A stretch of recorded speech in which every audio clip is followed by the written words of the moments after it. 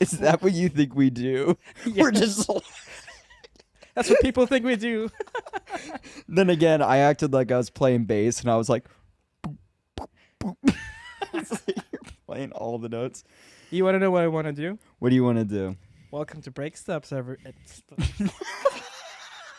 Cool intro. Welcome to Breakstuff, everyone. Welcome. Andy, tell me more about Breakstuff. What is Breakstuff? For those that are just tuning into this episode. Breakstuff. We talk about funny shit. Heavy music. We're supposed to. We're supposed to. We haven't really adhered to that the past couple episodes. It's gonna change now. Well, we kind of did. We kind of did the past couple of episodes. Yeah, we kind of did. We touched on it. For sure. But yeah, that is Breakstuff. Also, just add a healthy amount of meth. That's also Breakstuff. Well, we did that before, not. Yeah. This video has been flagged by YouTube. Already excessive within drug content or whatever. Yeah. Okay, Carson, how was your studio job this past week? Any interesting stories you want to share? Interesting stories.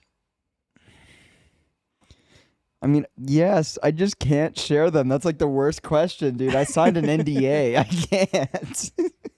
No, but you told me something about meeting somebody who recognized you, but you didn't recognize the guy. Oh, right. Okay, so there was this event, so like multiple people were coming into the studio.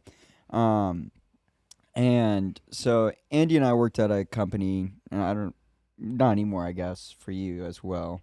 Called Echo Bend, and so is this startup in Atwater Park or Atwater Village. Atwater Village. There you go. And so it was definitely very dynamic. So a lot of people were coming in frequently. I was shaking a lot of hands for people that like I just didn't think I would see again. So now I'm at my new job, and there's this big event, and so like I'm in a large group of people coming in. And then there's this one guy, and I'm like, I kind of give him a nod because he keeps looking at me. So I'm just kind of like, the dude thing. Like, we don't have to say anything. We can just be like, please don't rape me. Nope, that's not what we're trying to convey, but sure. So, yeah, like, he kind of keeps looking at me. So I'm just like, oh, what's up? Because, I don't know. And so I do my job. It was kind of like I was just mixing live mics and stuff like that. And then, there was a reception, so, my part of the job was done, but, it was, in the lounge area, so the whole part of it was blocked off. So, I was just I'm just going to go chill in the room, kind of recoup my energy before we have to go clean this giant mess up that was probably going to be done in the lounge, So, I'm just sitting there. I think I'm editing one of these podcasts, and the guy that I nod to is like, hey, Carson. And I'm like, Hey.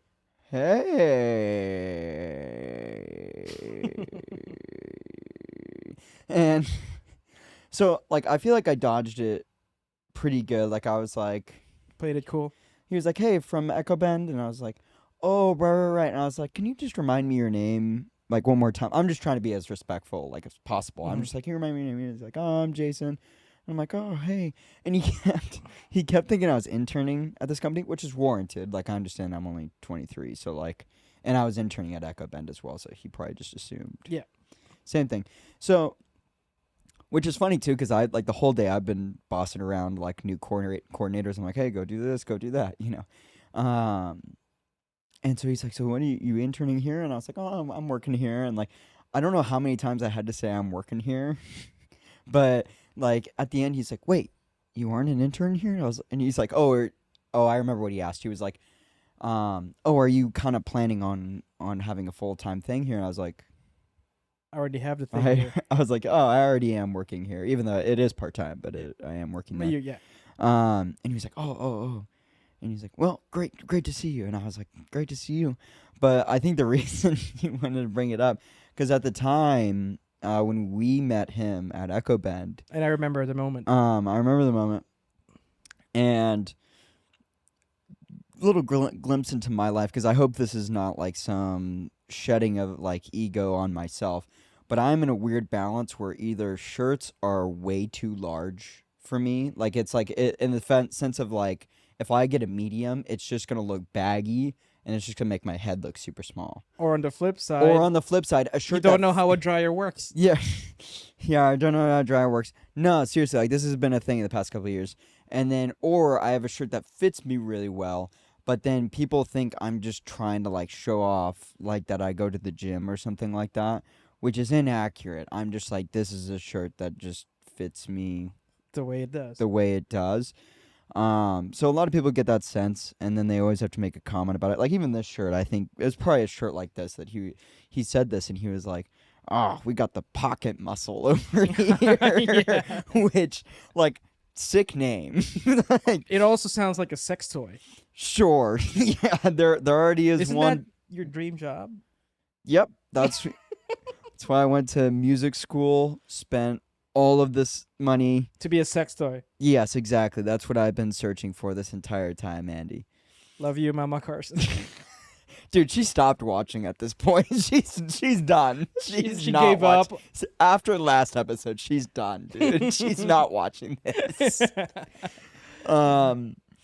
No, so I do think it's funny though, because it was the perfect description for me, because like I'm super short, but then I just go to the gym. Oh, so I don't notice. I'm like out, and then I'm just like super.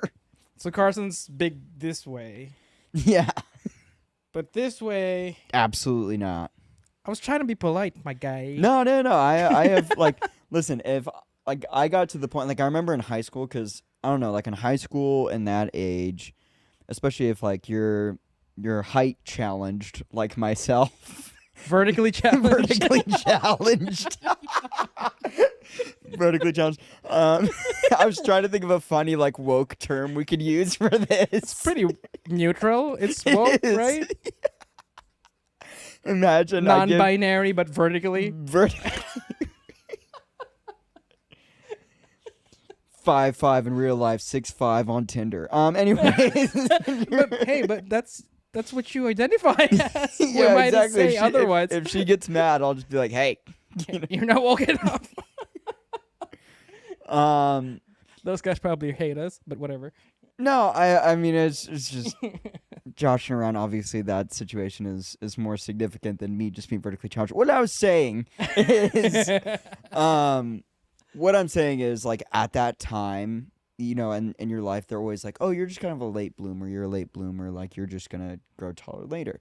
Like my mom was always like, well, my brother grew taller in college. Maybe that's just you. And then I got to college, and it was like my sophomore year, and I was like, nope, I'm just 5'5". Dude, I was gonna say. So like We're at that, done. so I think I was like 19, 20, and like at that point, I was like, this is the height I'm gonna be. It's freaking fine. Love yourself. Sure, I don't. but Carson loves I- himself about 3 to 4 times a day. Who's counting? So what you're gonna learn through this podcast is Andy's just gonna say things about me that are just so inaccurate, but you know, Are they inaccurate? though? choose to believe them whether you believe to or not. You know, Believe at your own risk. believe at your own risk. Yeah. That is what you should take away from this podcast. Believe at your own risk. Not gonna lie. Yes. Yeah. Yes. Yes. What about you? Anything interesting this past week musically that you want to share? Yeah, Any new music or anything? Well, I'm writing something. You're writing something, yeah. It will be revealed in due time. In due time. But you've heard it, right? I have. Oh, well, you sent me a section of it. Yeah. 'Cause that's all I have. Yeah. Well, No, but the structure is fleshed out. I know what it's gonna sound like Right. structurally in my head. mhm.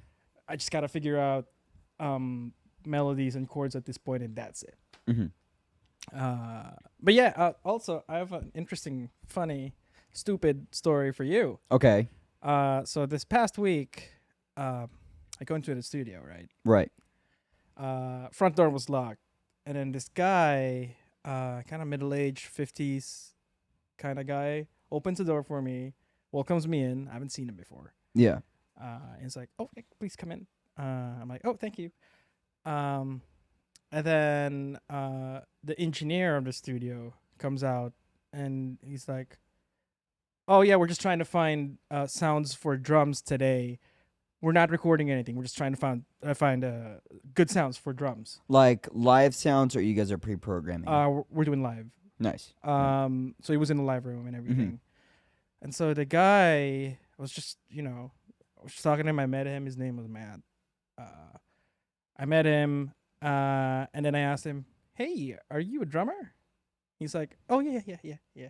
Like really low key and stuff. I'm like, just matter of fact, yeah. And I asked him, "Who's your favorite drummer?" He says Phil Rudd from ACDC. Mm-hmm. So I'm like, cool. Everybody loves a little ACDC, right? I mean, side caveat, like I had this conversation with someone earlier, but like the drummer for ACDC, say what you will about the simplicity of it, but it's the same thing as like the Ringo Starr argument, but like he does exactly what the song calls for. You know what I mean? To an But extent. yeah, I guess so. Well, because it's Dude, music if that needs that. like for Ringo's case, if he did anything more complex, then I don't think it would be a good Beatles song. It wouldn't hit the same way. Right. And then it's the same thing with him. But what I will say about ACDC's drummer is his groove is like you cannot replicate it. Like there's something like I remember like some of my first drum lessons, like my teacher was explaining to me. He was like, listen to these grooves. Like there's something about like these patterns and how he's playing them, even though they're super simple. The feel and the way that he drives, but also keeps it back, is something that like it's super hard to replicate. And it's a thing like people take years to get better at. Is like understanding your groove within the context, even though you're doing a really simple song.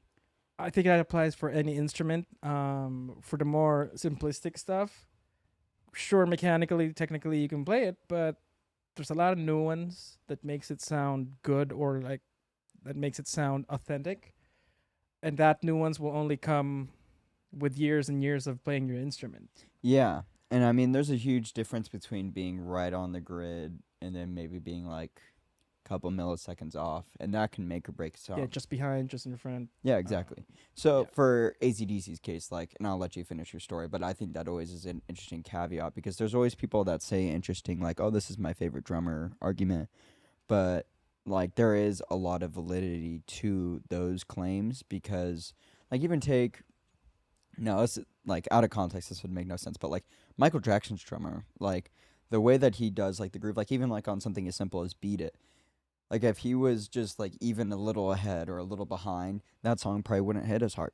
Yeah, the groove falls apart.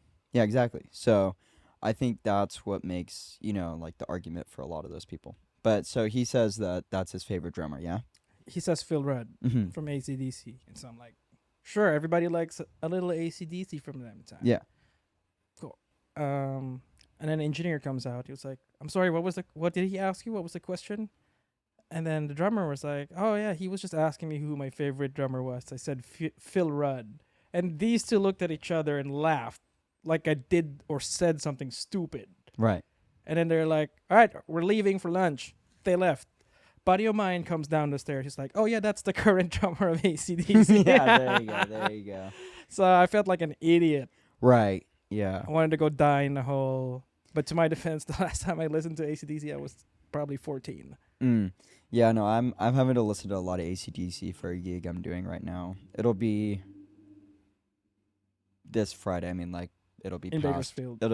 It'll be past by the time this comes out. But a lot of ACDC. So it's fun. It's really simple stuff, but like really powerful. But like, a lot of the times I'm like still trying to like follow the way he's sitting in the groove. But like when you texted me that earlier last week, I do think it's interesting because I don't know. I think a lot of people like take that guy because obviously he's not the OG drummer of ACDC. Yeah. A lot of these like hired guns, or and especially in the context of like a drummer, a guitarist, or a bassist. Like I was looking at, what was it? It was like a post for like a rock fantasy camp. I think they're hosting it at the Whiskey A Go Go in April. And so like They have those periodically. yeah, so like the one in April has Chad Smith, Nick Hexum from 311, and then like this third guy who's like a guitarist, and no disrespect, never heard of him in my entire life, but it's testament to the fact that like, and I don't remember what band it was, but It's just the fact that a lot of these hired guns, they aren't necessarily like in your face about it. You know, like they're No. just like Yeah. we have very few bands where you're like, oh, that's the lead singer or like things like that. Whereas these legacy bands that have gone on since like the 80s, 90s, even the 2000s, Or even before that. even before that, right? So like there's gonna be members that are absolutely killer, but if you saw them on the street, you wouldn't know. You wouldn't know. You wouldn't So know. like that when you're like, I feel so stupid. I'm like, I don't know, like how would you know that? Exactly. How would I know? So I Googled him on the spot, right? Dude, impressive resume. Yeah, I Played believe with it. Slash. Mm-hmm. He played on Alanis Morissette's Jagged Little Pill. Oh, whoa. That album was a big part of my childhood. Yeah. I gotta say. And now he's drumming for ACDC. So I'm like, I feel like an idiot. And I was like, oh, rock guy, are you? When I was talking to him, like, I feel like a fucking asshole, man. Yeah. It's like, meeting, I don't know, Steven Spielberg. Spielberg. Steven Spielberg. Who? Or George Lucas. George Lucas. George Lucas. Oh, ladies and gentlemen, by the way, we had meth before this.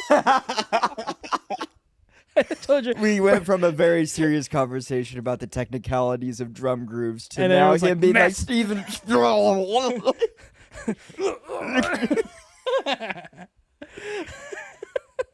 But yeah, Anyways, I was gonna say, to your analogy, you were. it's like meeting Steven Spielberg and asking him, "Oh, you like movies? You're like a movie lover, right?" Yeah. Do you go to the movies sometimes? Like. Yeah, yes, asshole. That's how I felt. No, for sure.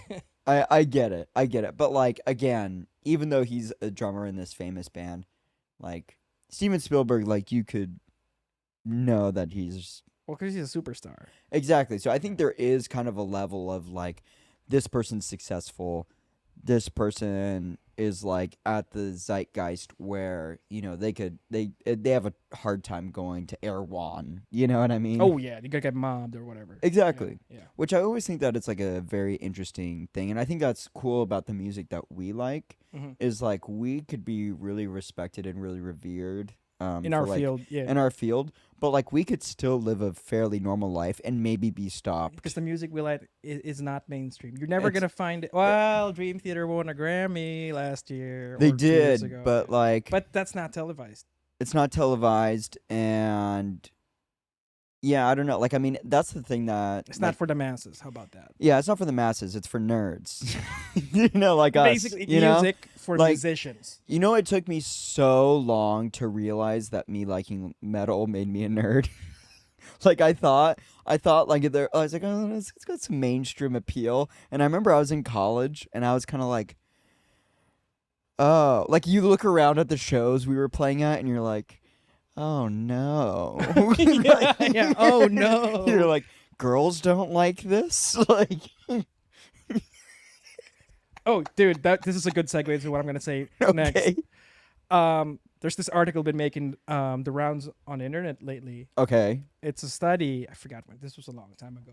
It says men who perform extreme metal only do it to compete with other men. That's it. Yes. Do you agree? I think like there's to my point. There's some I truth to that. There is truth. I think there always is a little percentile, like, and I've noticed it in myself where I'm like, where the ladies, you know what I mean? Because like you're doing like for me, I'm doing something like everyone in this genre is doing something extremely impressive, and this isn't to like stroke our egos, but it's technical. It's like really complicated. It just comes with the form of music. Exactly. So I think there's always a part, like at least in myself, like I'll just talk about myself. Like there always is a part where I'm like, I hope so and so notices me. sees this, like this whoever you want to put in there. Blaze, love you, Blaze. I really hope. For context, Blaze was my PI, my private instructor at Berklee College of Music. He was also our professor in our Lacedaemon ensemble. He changed my performing life, dude. Oh yeah, me too. I love that guy. Love you, Blaze. He was the first one where, like at Berklee, where because I most of the time, like my whole 4 years there, up until that point, all the professors are like, "Are you in time? Are you in the pocket? That fill sucked. You're super behind."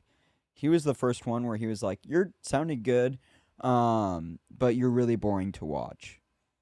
He said that for all 4 of us. Yeah, he said, "You guys are so boring," and I was like, yeah. "Oh, that's Oh, right." snap. Like, it's true because you do, like, a lot of people don't consciously, like, it's not a cognitive thing when you're watching an act, but it's a thing that you'll notice when it's gone. You know what I mean? So, like, if someone's just up there standing shredding, then It might be impressive, sure. it might be impressive, but your eyes are going to glaze over after, like, 5 minutes. Whereas, like, even for the show I'm doing on Friday, I was like, I was talking to the lead singer, and I said, like, yeah, do whatever you want. I was like, and let's be honest, like, I'm going to have to act a little bit. I'm going to try to make this a little bit more interesting while I'm playing. And he's like, well, no, you don't have to do that. And I'm like, being a musician is being an actor to an extent. We're entertainers. We're entertainers. You have to have that acting component to it where, like, yeah, there are times, like, and there's, on my Instagram, like, there's the live stream of us doing our final Lacedaemon show. In Berkeley? In Berkeley. Oh, dude, we were all over the place, all 4 of us. Dude, like, I remember the other day I was watching it just to, like, kind of, like, reminisce and, like, see, you know, the change from then to now. And I was, like, 80% of me was genuinely me. Because, like, it was, like, I finally was able to fully center in the abandon of the music. Yeah. But, like, you know, when you're learning an instrument, you're always, like, I just have to be super on. Whereas, like, Blaze was the first one where he was like, okay, now go back to being a kid playing your instrument. Play it well, but can you look like at least like you're having a little bit of fun? A little bit of fun. So, like, it was That's like... what he said. I yeah, remember. so it's the same thing along the lines like Rick Rubin is always, like, preaching is, like, find, like, that inner just, like, almost kid in the sense of, like, the jubilee and the excitement of just being... you know, just playing music, because that's the whole reason we do it, you know? It's because we love it. Right. Like, when you're in the car listening to Dream Theater ad nauseum, like, you love that. Like, that's what gets you excited. And when you write music, you're trying to not only emulate that, but then use your own creative voice. I want to transfer that feeling to the listener. Exactly. To the 2 listeners we have. Yeah, to the 2 that we have. Yeah, no. I still, every now and again, like, Spotify is like, here's your breakdown Recap, of your listeners. And I'm like, I was like, listen, I'm already super depressed today. I don't need to see this. Like, I don't need to look at this. It's tough out there, dude. Wait. Do you want to show me a meme? Sure. Well, you had yours, right? Oh, yeah. Let me show you mine, and then you show me yours? Yeah, great. If you haven't picked up, we have a meme per episode, so it's not like that was just so casual. Oh, hang on. My computer is locked. Andy, go unlock it. Oh, hang on. In the meantime, I mean, I'll broadcast Andy's laptop password on the screen in the edit here. Yeah, so you guys can always get into Andy's laptop. Let's check out this first one. Let's see what's up. I'm back. Upstairs. I am upstairs, dummy.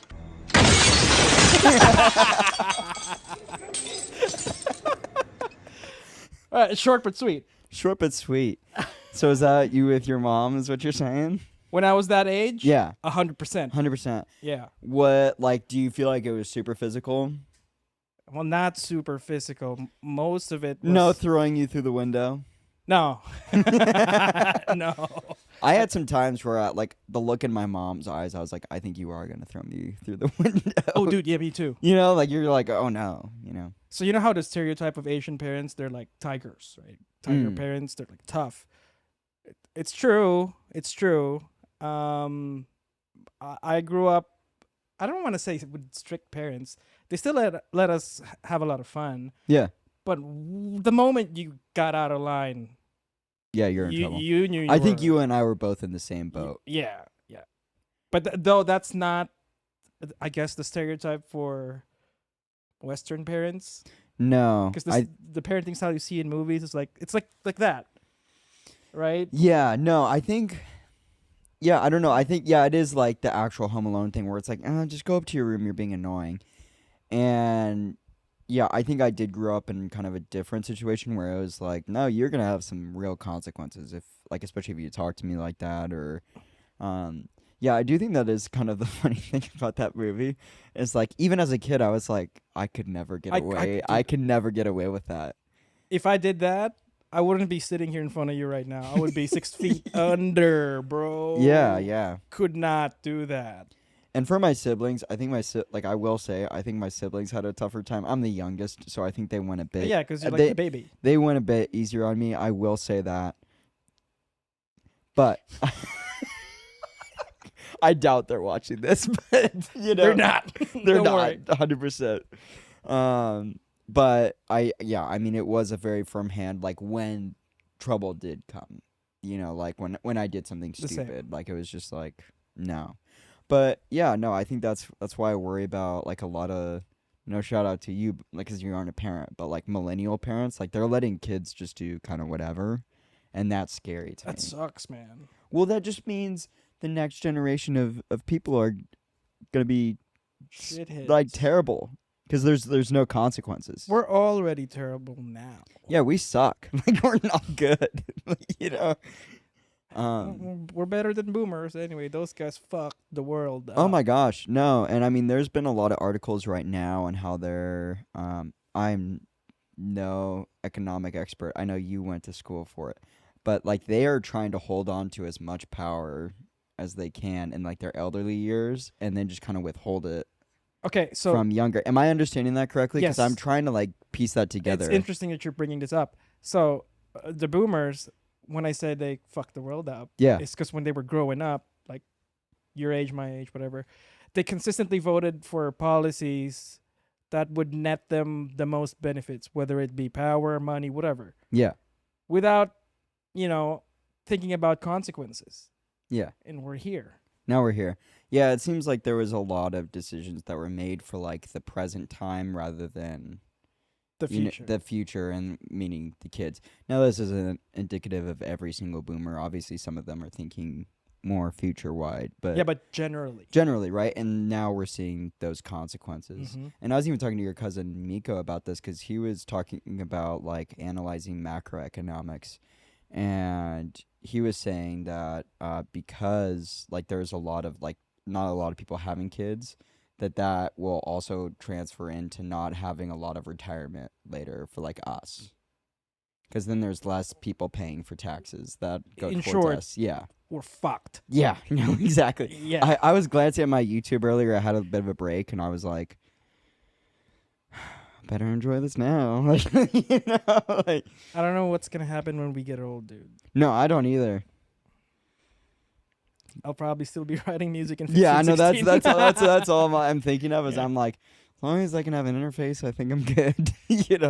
Forget about buying a house because that's not happening. No, I think that's the thing that's crazy is like everyone's like, yeah, you're not buying a house ever, and I'm like, No. that's crazy. But yeah. You want to show me yours? Yeah, sure. And that was two metalheads' interpretation of the economics of the world because everyone asked. Because we're totally qualified Dude, to talk as you were about it. talking, I started to smile. I wasn't trying to laugh, but I was like, because we're so qualified to talk about Yes. Hey, but this next one, this next one. We Very are qualified, to yeah. talk about this next one. Laughing in rhythm.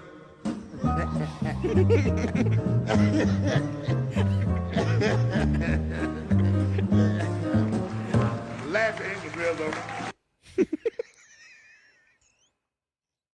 It's really sad. It's so true. There was so much at Berkeley. Dude, do you think that's what Erica was was contemplating the whole time? She's like, rob money from Berkeley.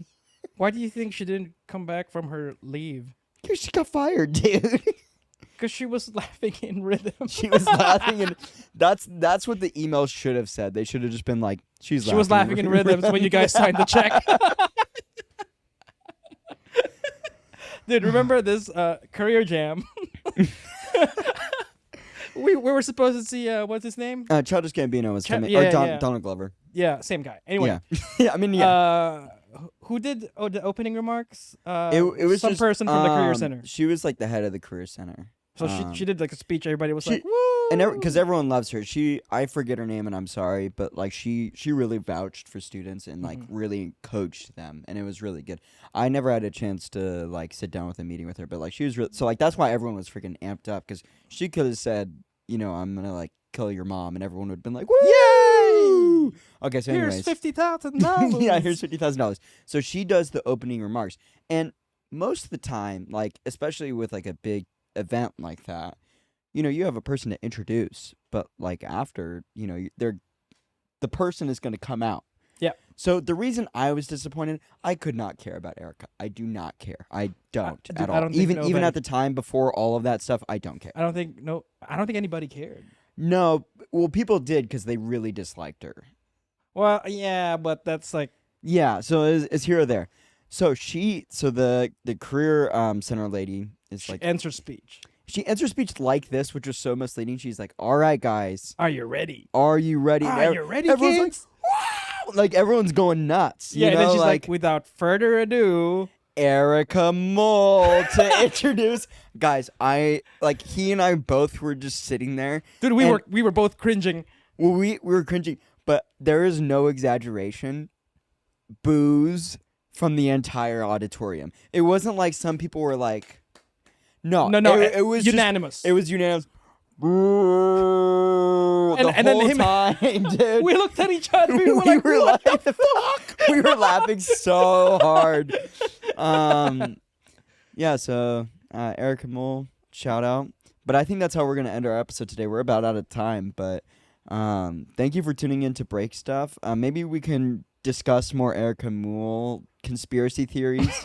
Like how she's a lizard. Dude, how she's a lizard, or my theory, I think she's Mingus the Jazz Cat. She was Mingus the Jazz Cat the whole time. And that's why nobody saw her for the first year. You're picking up on it. See you next time.